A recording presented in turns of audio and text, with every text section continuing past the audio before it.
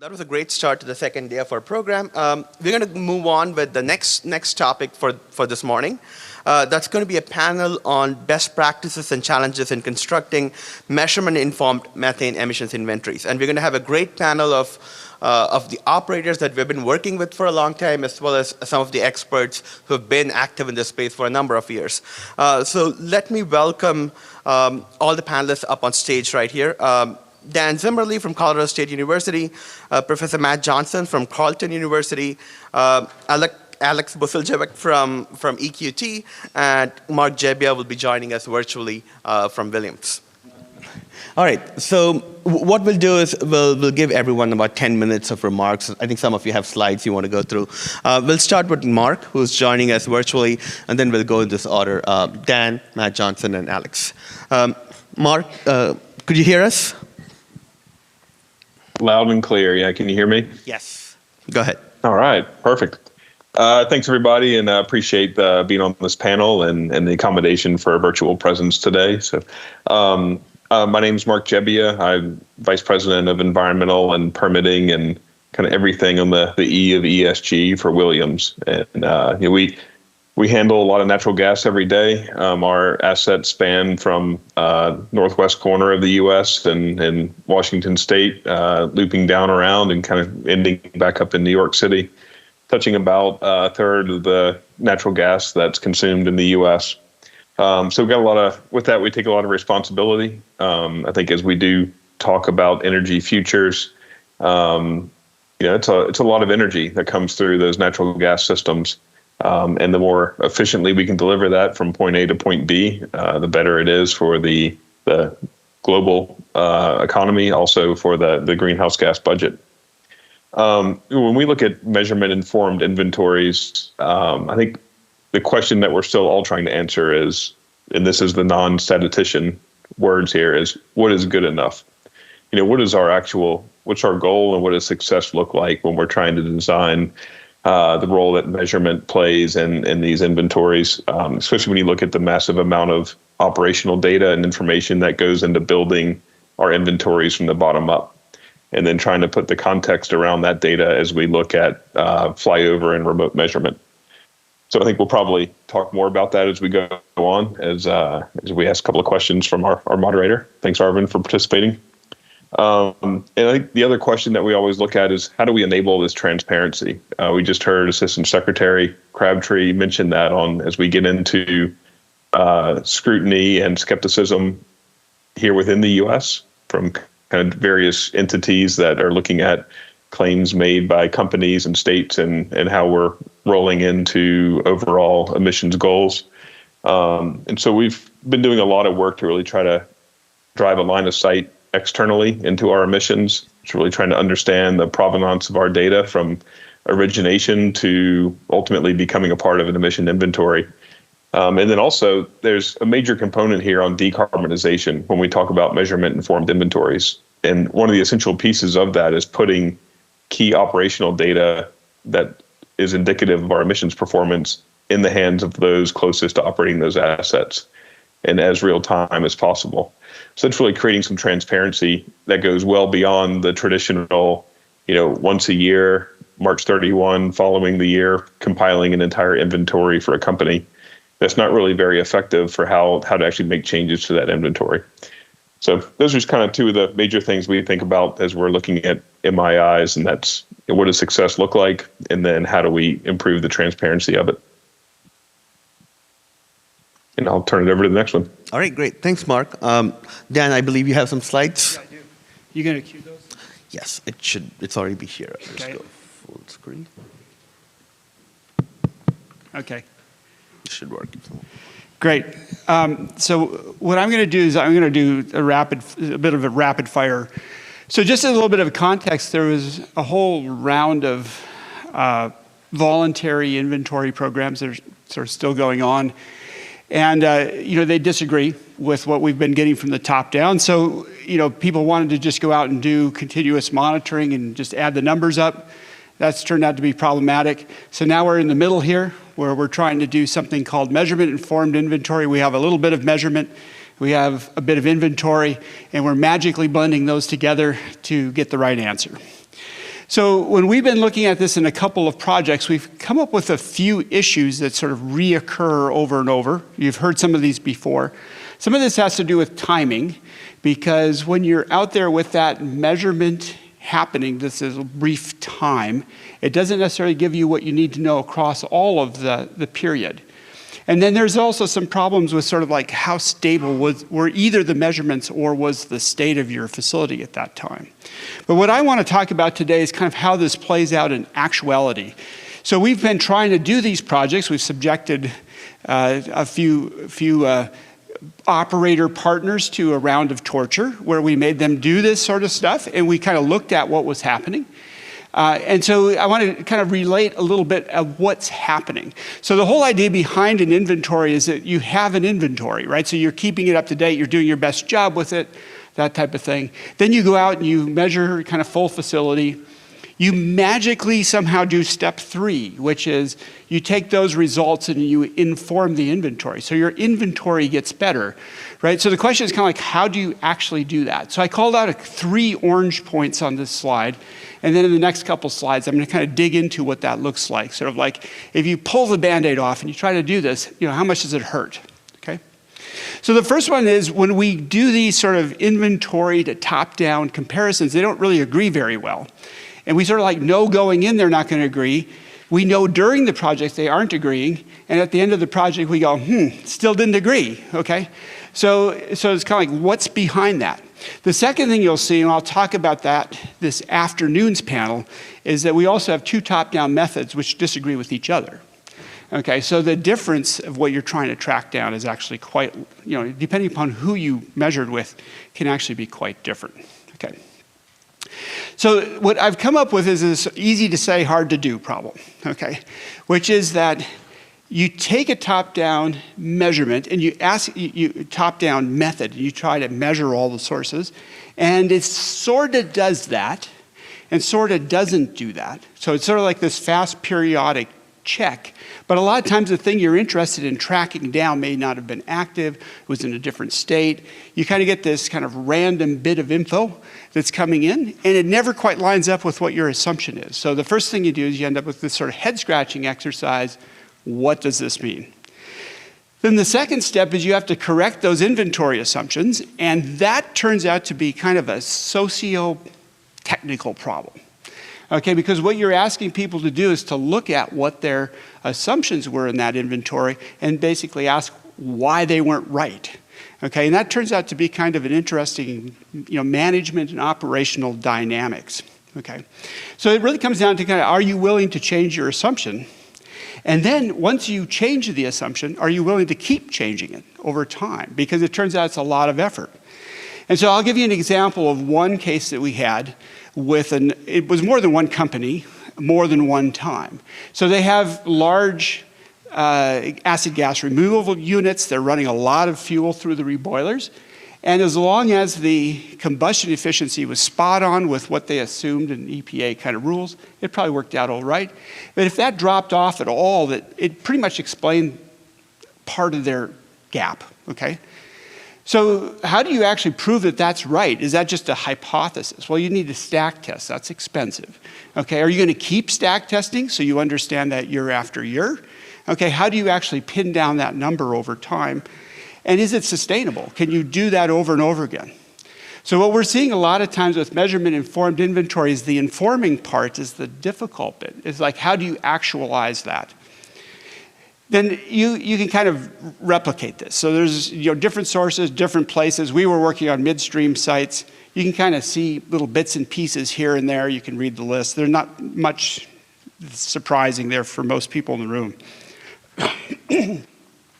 And also there's some things you just kind of don't see, and it might get picked up by some sort of external survey. So it's sort of a replicated problem over and over again. So my parting thoughts on this are stepping back a little bit from the technical part of how you do measurement-informed inventory is to talk a little bit about sort of the business and the internal operational aspects. As some of you know, I spent most of my career managing groups at large companies. And so the change management process is the killer, right? It just takes a huge amount of effort to make something happen. So the first thing is to budget not just for the flying a few times for measurement-informed inventory. It's the informing part that's expensive. You need expertise. You need people to do that. It's like a detective show. It kind of like if it really happens, it's some analyst type person who can track that stuff down, okay? The second thing is the top-down methods kind of go off the rails occasionally. Not a lot of times, but they go off the rails and they just give the wrong answer. Okay, you don't know, if you're not aware of that, you don't have a way to kind of detect that that's happened. And then the last part is it's just sort of the resistance to change. It's expensive, it's hard to do, it takes time to ripple through your process and that type of thing. So it's really, MII is not a only technical problem. It's also this sort of management of change within a company problem. That's what I want to leave you with. Thanks. Thanks, Jed, for your remarks. Matt?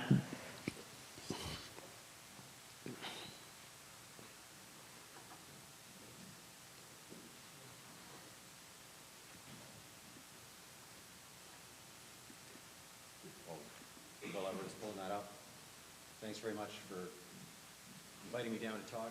I think we could probably talk about this issue.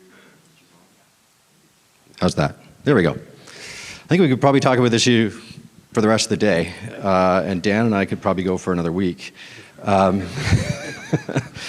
So I'll try to save a little time for questions. This is a really interesting area with a lot of different approaches, and Dan described some of the problems. I'm going to describe some additional problems, but I think there's perhaps a little bit of a nuance here between measurement informed and measurement based and the scale you might want to approach this. So what we're trying to do is something we call a measurement based inventory.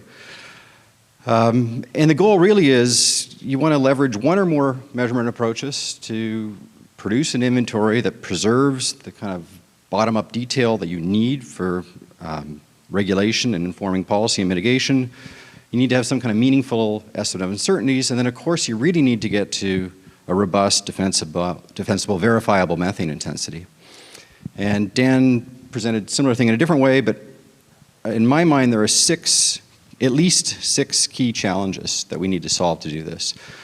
One is for whatever the technology we choose, we need a robust, defensible, transparent characterization of its uncertainty. Separate from that, maybe even a harder problem, we need to characterize the probability of detection. It's not sufficient to have some detection threshold, some notional sensitivity limit, but we really need to approach this probabilistically. At a certain time, in a certain condition, what's the probability something was seen? And the oil and gas industry, as everybody here knows, is really quite a complex mix of very different things, from heavy oil facilities to gas plants to single well batteries or just single well sites.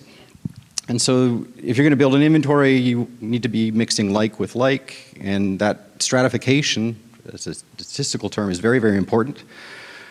And then the parts that get most interesting, we've got highly skewed, non-smooth, and potentially discontinuous source distributions.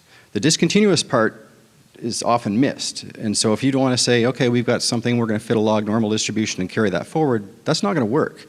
The tail doesn't necessarily conform to that log normal fit. And so we need to deal with this head on, and we can. And then if that wasn't enough, we've got finite population effects. We want to build inventories, but we want to do them maybe for the operator, or maybe for the basin. Maybe in that basin you have several hundred wells, but you might only have, say, 12 gas plants. So your entire population is 12. So maybe I got a sample of 10, and if you open a stats book from undergrad, 10 is not a very big sample, but 10 out of 12 actually isn't bad, but you have to deal with the finite population effects, and that is not something you'll find in an undergrad textbook, but it's doable. And then lastly, intermittency variability at different time scales, which is generally confounded with the 5 things above. What you perceive as intermittency sometimes is just probability of detection, sometimes it's just measurement uncertainty, and sometimes it's sample size effects, and sometimes it's because the source is intermittent and variable, and it's hard to tell them apart.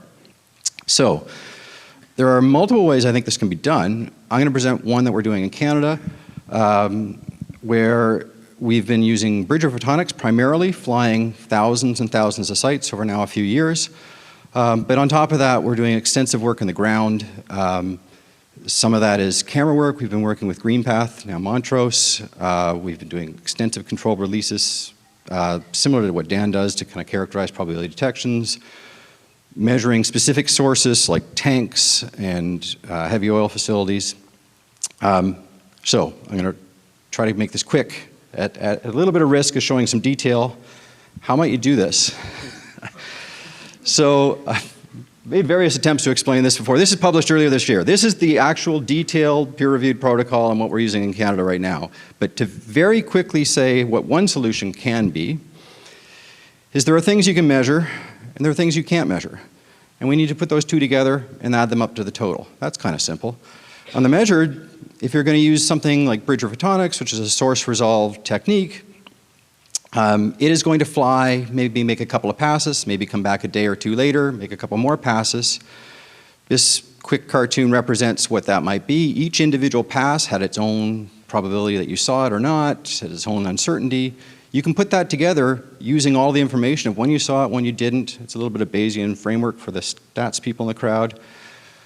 If you roll in a bit of Monte Carlo analysis, you can handle the uncertainty at the same time. And then finally, if you bootstrap that properly, you can deal with the finite population effects and get that up to the population.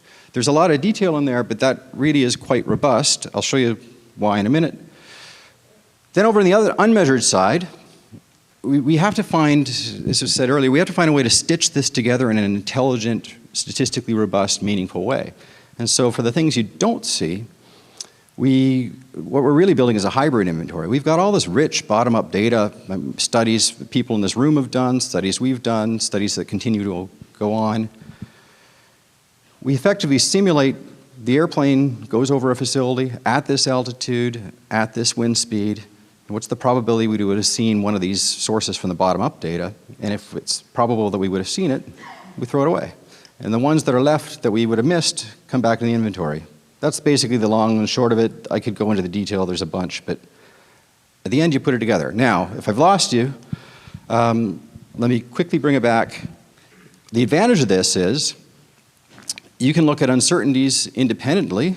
So we want to talk about refining this. This is a living process. We need to track our inventories out to 2030. We have real goals to achieve. And so we can see what's the quantification uncertainty just from the measurement technology, what is the effect of the sample size, what's the total uncertainty from both? And then you might say, how does that uncertainty in the survey I designed, how much of that was driven by my sample choice at the design phase on how many gas plants I covered, how many wells, et cetera, such that next year, this year, as we're currently doing in Canada, we can refine this and improve this. And so this feedback allows you to do this in a very robust way to get to real answers. Okay. What does it mean?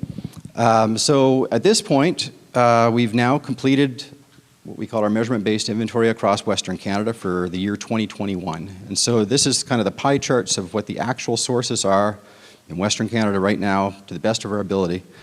A few interesting things here. One is as you go west to east from a predominantly gas-producing play in British Columbia to Saskatchewan, which is much more heavy oil. The sources, the colors are all matched here where they're possible to match. And so just the one thing to take away is just how different basins can be.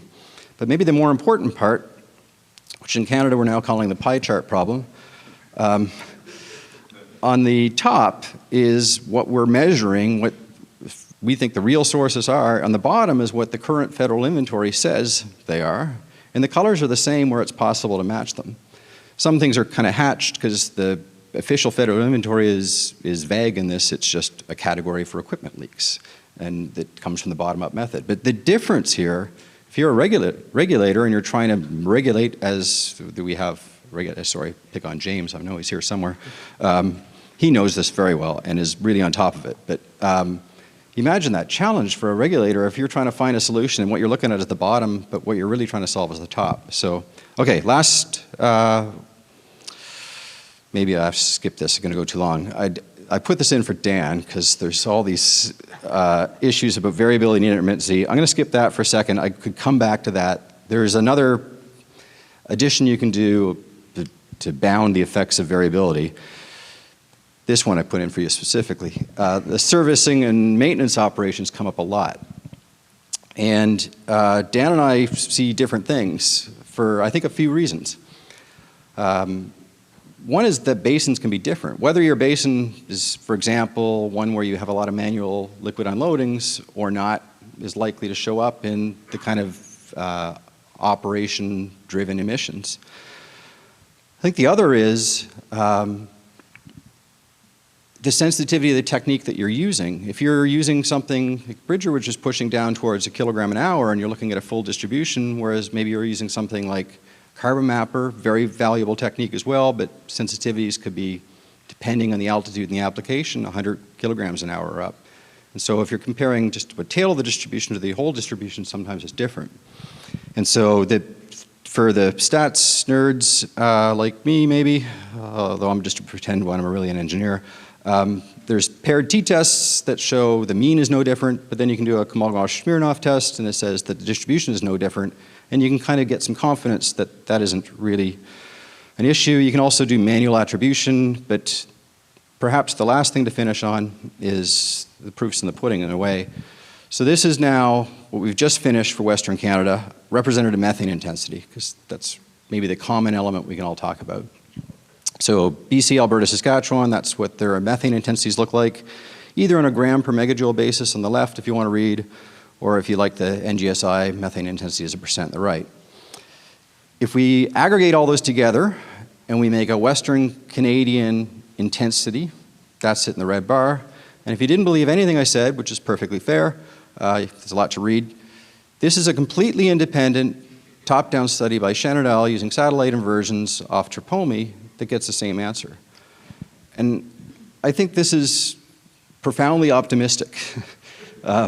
We've got completely different top-down methods, or actually a top-down and a hybrid method, that are now producing the same answer. There is no gap here. We've got all the detail. And then you can draw on the line. Where's point 2? Well, there it is. We're not there. Some provinces have further to go than others. If I pull whatever data I can find and recompute it on a common assumption basis, just to say how are we all doing, maybe it's North America is more alike than we think across the board. And one little line that comes up on the bottom axis, I don't know if people have read deep into the Inflation Reduction Act. The purple line is the 0.2% line. That's the onset of fees for gas facilities. It's what's in the Europe's Fit for 55 program, OGCI. The blue line at the bottom is this line that's buried in the Inflation Reduction Act for oil facilities. Just to throw that out there. There's a lot of work to do. So next steps, we are running an even larger scale survey now in Canada, fighting logistics around forest fires and various challenges. With GreenPath, we've got 500 sites, people on the ground. We're not done. Like, there are a lot of statistical questions and things to prove out. So we're doing direct comparisons. We've been doing direct measurements of compressors, not to the level Dan's done, but trying to understand a little bit better about some mitigation opportunities and comparing what we're seeing from the air and just kind of checking all those sorts of details. But the final thing I'll part with, the most exciting thing of all, this isn't, I'm not in government, so I can say this perhaps, but this isn't announced at the top political level, but next year's inventory in Canada, to my understanding, is going to be measurement based. And it's going to use these data, perhaps not perfectly. We've done a 2021 measurement, and then they're going to produce a 2022 inventory for it. We're now doing a 2023 measurement. But I think there's real progress happening, and that's the kind of progress we need to get to 2030. Ultimately, everything I've showed you was from 2021. Whenever we wrap this up for 2023, I'm sure it's going to be different. At least it better be different. If it's not different, we're not going to make 2030. And so whatever we're talking, whatever the solutions, we need to be doing them now, and we need to do them every year. And with that, I'd love questions. Thanks. All right, thanks, Matt. Looks like you've solved the reconciliation problem. We can all go home here. All right, Alex, go ahead. Yeah, so Alex Silvac with EQT. I'm not sure. Oh, yeah, I don't have any slides. I'm not sure if you guys realize based off the last two presentations, but yeah, this is very simple. I mean, and let me tell you, it's been great working with Emdal, with Arvind, and all of the academics. I really appreciate the work that you guys are doing here. It's extremely useful having individuals we can go to ask these extremely difficult questions about all of these statistical type problems that we're dealing with, all of the technological problems that we're dealing with, spatial problems, how we're pulling this all together with determining uncertainty, that type of thing. And if you guys aren't familiar with EQT, we're one of the largest natural gas producers in the country. We primarily operate in the Appalachian Basin, generally around Pittsburgh, but also we have some operations in north central PA. From like a list of kind of my challenges I have when we're working on MRV, I think of temporal, technological challenges, spatial, and uncertainty kind of being the big ones for me. From temporal, I think about persistence of emissions, of how intermittent a source is, and then aligning that to what you're seeing on the ground. Because we have a large number of sensors on the ground that we can do desktop exercises to figure out, okay, give a call to our production control center, ask them to investigate directly and actually see what was happening at that site at that time. And that alignment, that operator data often provides the color, the context for what was happening at the site. And you can see when you have that academic and operator collaboration, you can come to much more granular and accurate solutions and accurate picture of what's happening. From a technological standpoint, when you're looking at selecting technologies, you have to really consider what your basin looks like, what your specific operations look like. Because if you select a technology that is really looking at quite a high minimum detection limit, but your basin generally has a lower minimum detection limit, you're not going to see anything. You just get a bunch of zeros. So maybe that's good in itself that you don't have high emissions, but you're not getting enough information back. So you really have to be mindful about selecting those technologies. From a spatial challenges, often, in our area, you may have a coal mine vent literally on top of a well pad. You fly that site, you may come up with something like 1,000 kilogram per hour is coming from that well pad. But if you know spatially, geographically what is happening in that region, and you have the technology that accounts for that, you can say, oh, well, that's this source here, that's this source here. And Dan had that yesterday, the CAFO up next to the well. I mean, they're complicated problems when you're looking at each region, and each region will be different. And then last, uncertainty. I think that's a big problem overall that I really look to you guys to kind of help out on. But there's uncertainty on bottom-up measurements, and there's uncertainty on top-down. And often when you're talking about uncertainty, we're only talking about the top-down uncertainty, but you really have to think of it on both top-down and bottom-up measurement. So, I mean, that's generally the main things that I wanted to cover. And I heard today, trust is kind of the big word of the day. What we're doing is ultimately building trust in our inventory, our numbers, so that we can go to it's not a huge exercise to say, what are your emissions? We go to the EPA's inventory, and that's the trusted number. So with that, I'll yield it back to you, Arvind. All right, great. Thanks, Alex. I mean, I was going to give a reminder to the audience to send in questions, but there's like 20 of them, and we're never going to get through them. But I'm going to start with something I think all of you mentioned to some extent, and we've seen a lot of technical presentations yesterday where, combining the measurement information that we're getting from all these amazing technologies with what the operators know, with what's going on the ground, is really important to understand, how do we interpret all the measurement that's happening.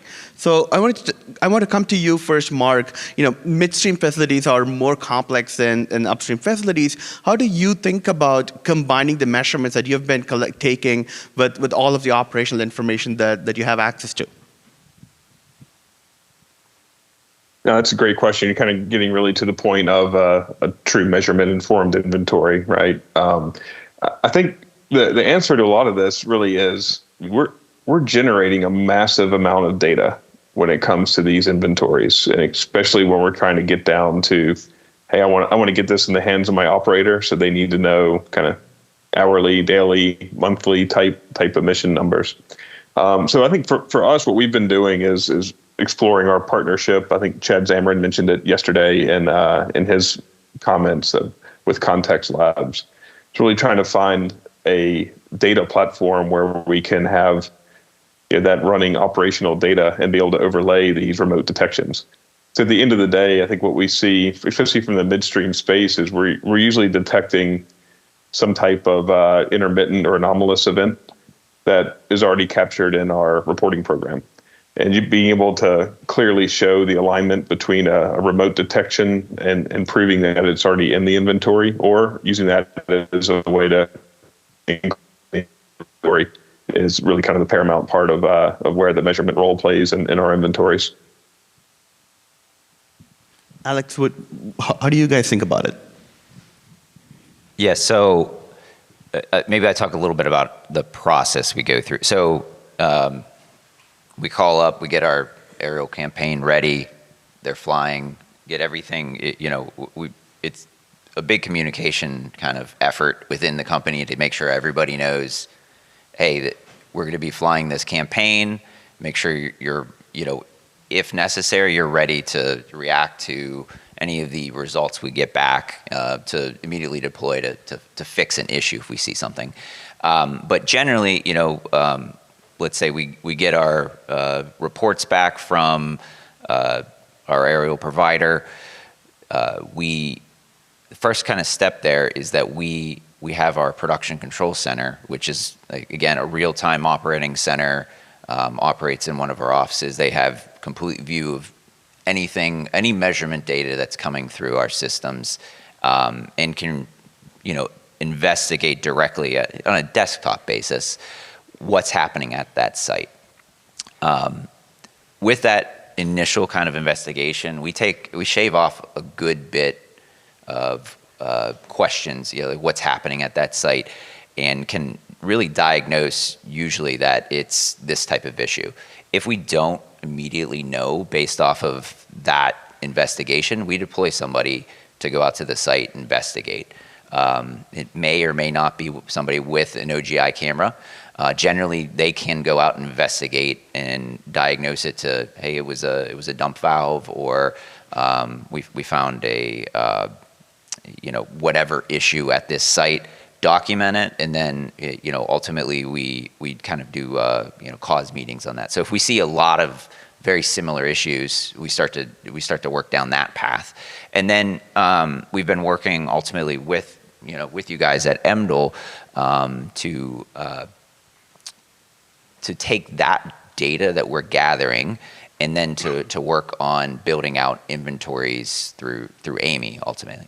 So that's kind of the general approach we've been taking over the last 6 months, 10 months or so. Yeah. Dan? So what I'll do is I'll pick up from that story. Yeah. What happens later? And so the story that we see typically is one of two things happens and we've worked with a fair number of companies, so this doesn't paint any one company, right? It's sort of a pattern. You have some place in the company, you have typically somebody who's maybe a little newer, maybe more kind of like a couple years out of college, that type of thing, who's been given space to go play detective. And they start really digging into stuff, and they start asking people, and they've got just enough credibility to get an answer from the operations people, and they start digging and digging and digging, and eventually something pops up. And they say, well, it might be this or it might be that, or it's this class of problem. Or alternatively, it kind of just gets hits a dead end, right? It just ends up in the error reporting folks' ballpark, and they have to do something for the state of whatever next week, and it just kind of grinds to a halt. It doesn't get tracked down. And so I think that part of what we're seeing is this sort of human dynamics, this space for somebody. And it's also almost like a different type of person, or almost a different type of skill set. It's like this analyst, technical operator type person who's, I mean, some of these folks are just absolutely dogged. I mean, like I had one person in the west slope of Colorado, after getting a detection, went out to the site with an optical gas camera like 5 times trying to find this problem. Okay, and eventually they turned around and they looked the other direction just by, I don't know why, because they wanted to see the trees or something. And there's gas like pouring out of the hillside. It was a gathering pipeline. It wasn't on their site. Okay, but they were after it. They were absolutely after it. But if you don't have that space, if that person doesn't exist, they don't have that space to pursue, then your informing part doesn't happen. Do you want another one? I can. Oh, okay, sure. All right, so there's several themes in the questions that are coming in, and I'm going to phrase the next question in a somewhat controversial way as an academic. I feel like I've earned the credit to put it that way.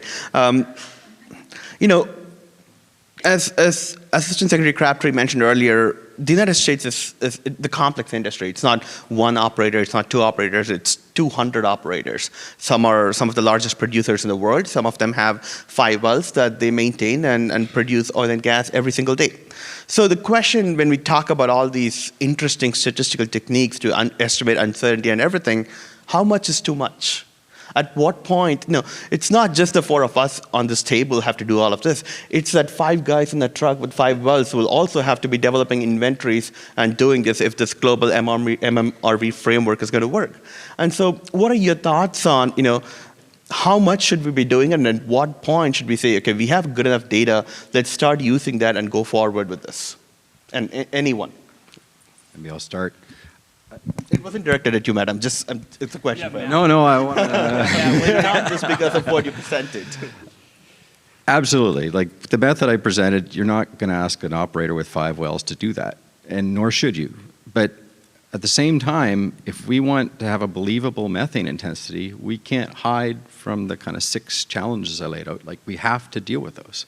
And so 2 answers then. If we want to have methane intensities that are real and somehow get certified or control what gets exported, Canada has LNG Canada coming online in the west coast, and I think there's a big push to make sure that the gas that goes out has some standard associated with, which is driving a lot of this. If we want that to be true, we have to do this at some level, and maybe that's roles for things like MDEL, that we have consortiums that can take these things on, the tools we can build to make this easy.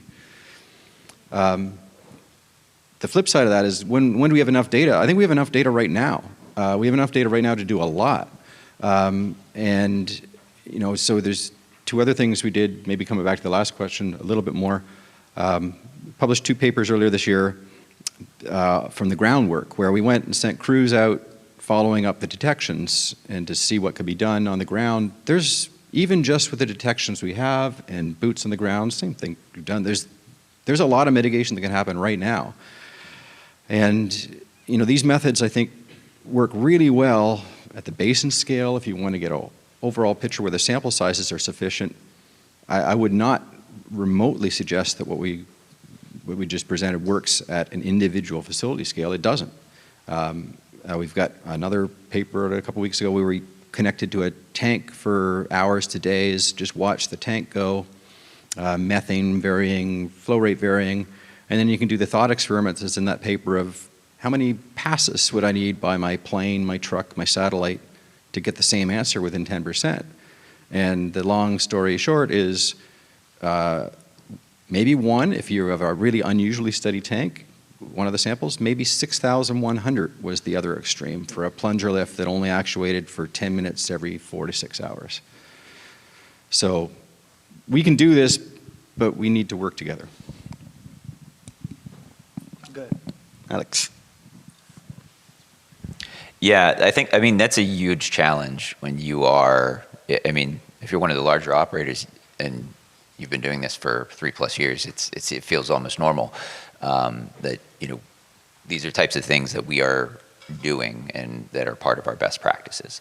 For a smaller operator that, they may only have 50 so wells, I think it kind of what we're thinking of is, outreach to those operators and trying to kind of pull them into initiatives that will allow for that monitoring, and then working with other leading operators to establish best practices around how you respond to these things, what data you gather when you respond to individual events, and creating that pathway so that they don't have to invent something, they can just participate, and leverage you guys that are real muscle here, and allow them to kind of reap the benefits of the path that we're paving.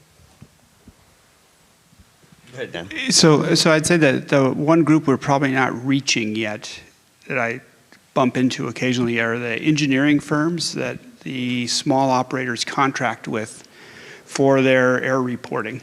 And so I think one of the opportunities is to reach out to that group as a way of providing that service in a consolidated and lower cost per unit basis. Mark? Yeah, I think you're hitting on something near and dear to my heart is, what is good enough?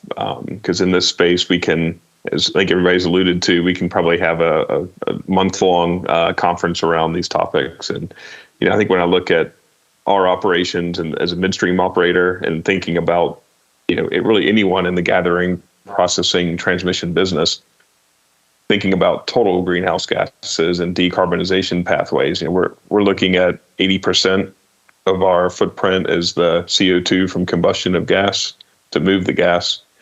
And then from a methane perspective, 30 to 50% of a compressor station's footprint with a lean burn recip is just from methane out of that exhaust stack.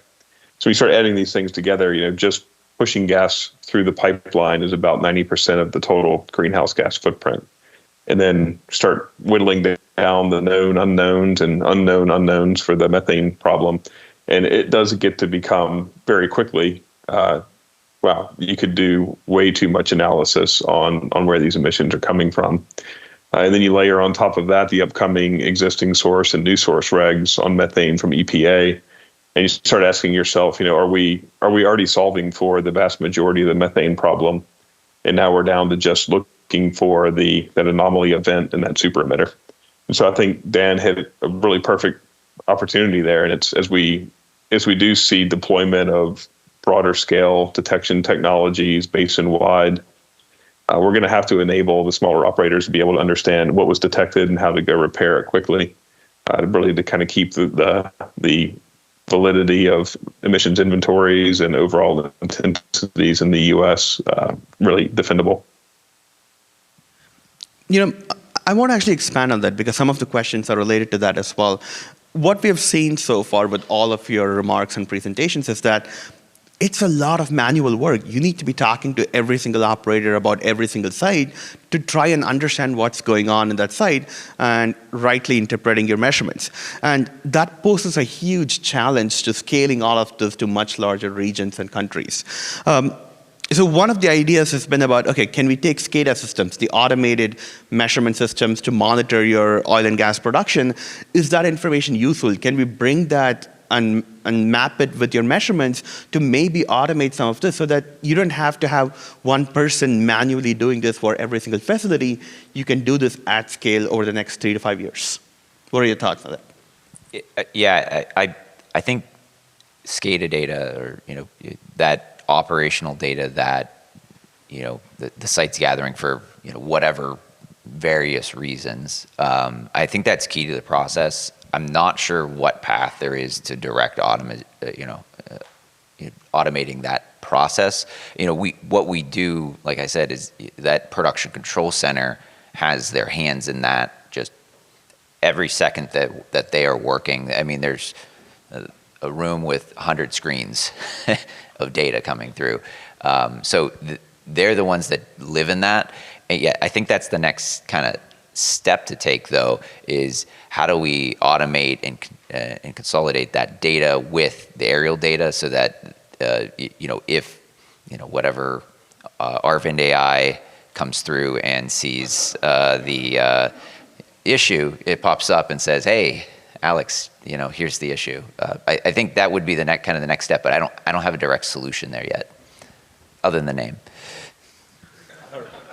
Yep. Yeah, Arvind, I think it's I think it's a great question and a great name for a new product. I like that. This would be the ultimate panacea, right? We've got, you zero in different sectors, different facility types. What are these specific areas that are subject to the intermittent events that are, really kind of classified in the super emitter space? Tanks, things like that, unlit flares. You then begin to zero in your monitoring on those specific areas. And so as you really identify what are the key pressure, temperature sensors out in a facility tied into SCADA, leveraging that is more predictive emission monitoring. That's really kind of, I think, where we all want to be one day. And it really simplifies overall that connection between what are we detecting and then what are we seeing with our real-time continuous monitoring of our actual facilities. I think that future's possible. I don't think we're necessarily there yet.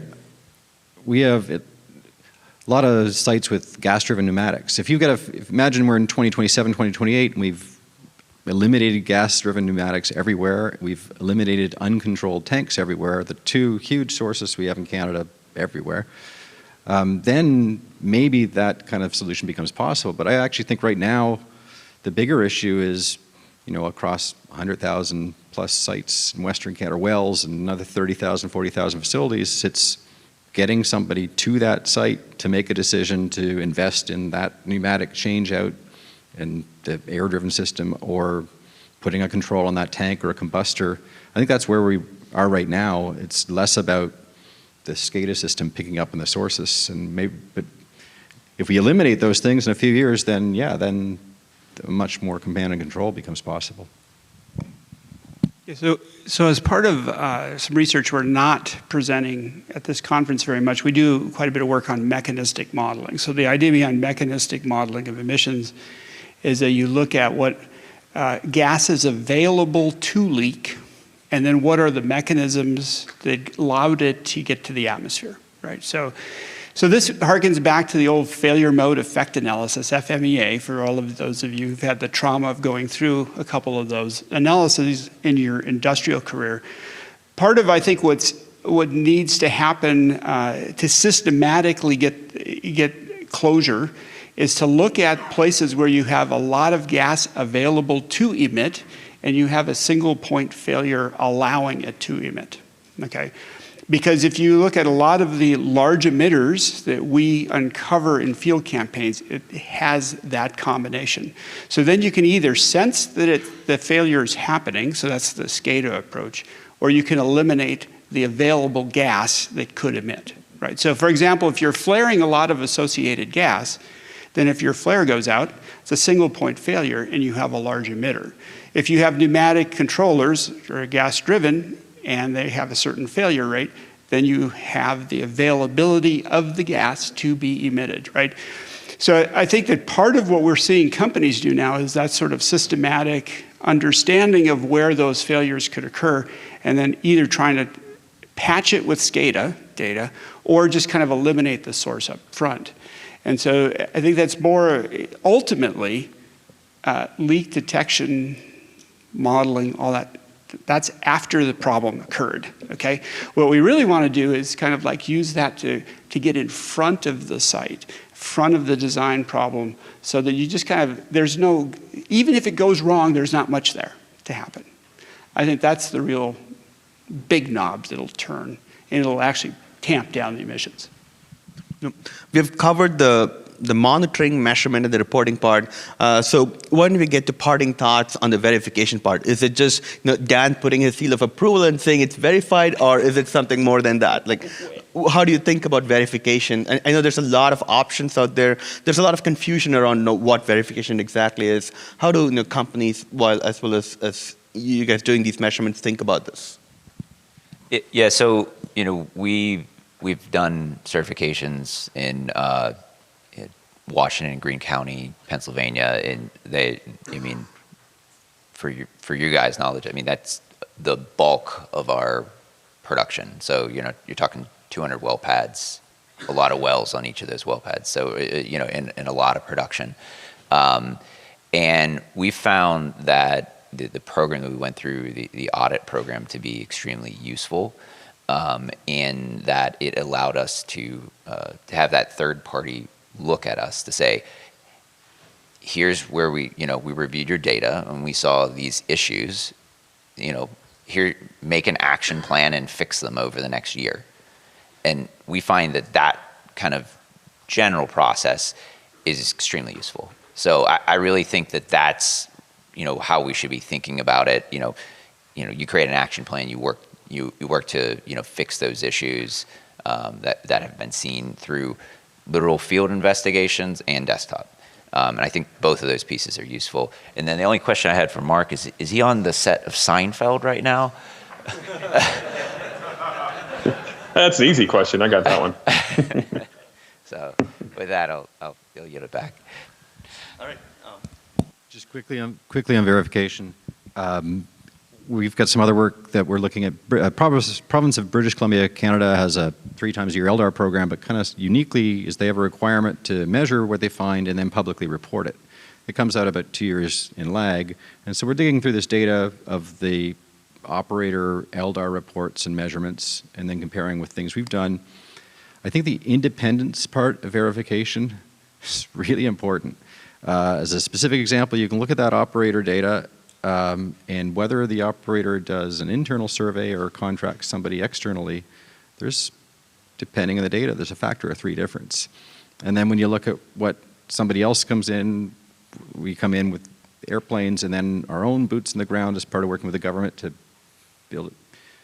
The answers are potentially different again. And for transparency, for people, to credibility, whatever the solution is going to have some kind of independent component, or it's just not going to be believed. This stuff's fun.